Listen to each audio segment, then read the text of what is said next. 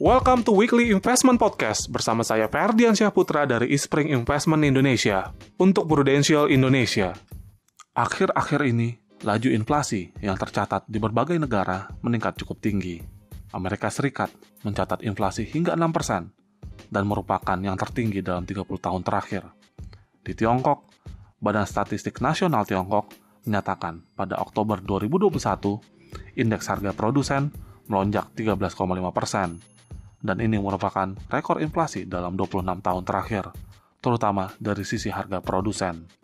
Di Eropa, harga barang-barang tingkat konsumen di 19 negara Uni Eropa dengan mata uang euro melonjak level tertinggi dalam 13 tahun terakhir. Badan Statistik Uni Eropa, Eurostat, mencatat laju inflasi naik menjadi 4,1% hingga Oktober, naik dari posisi September yang sebesar 3,4%. Kenaikan tersebut merupakan yang tertinggi sejak Juli 2008, ketika inflasi juga mencapai 4,1%.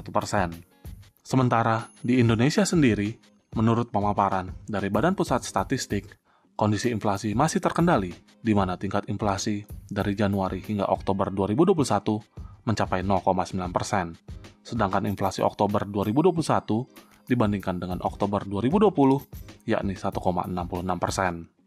Kenaikan inflasi yang terjadi di berbagai negara ini menjadi perhatian khusus dari Menteri Keuangan Sri Mulyani.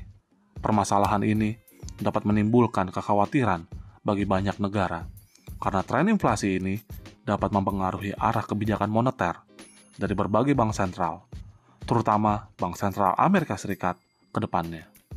Hal ini dapat menimbulkan komplikasi terhadap negara-negara berkembang, termasuk Indonesia, yang dapat mempengaruhi pergerakan nilai tukar rupiah yang dapat berdampak pada ekonomi domestik.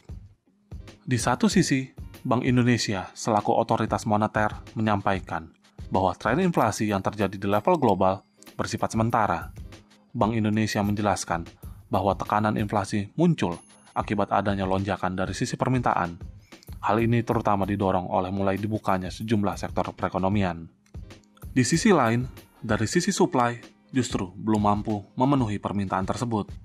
Gangguan dari sisi pasokan mendorong kenaikan harga, tetapi inflasi dipastikan hanya bersifat sementara. Masalah krisis energi yang juga jadi penyulut penaikan harga diramal akan mulai mereda tahun depan. Demikian Weekly Investment Podcast mengenai tren inflasi global. Semoga bermanfaat dan salam investasi.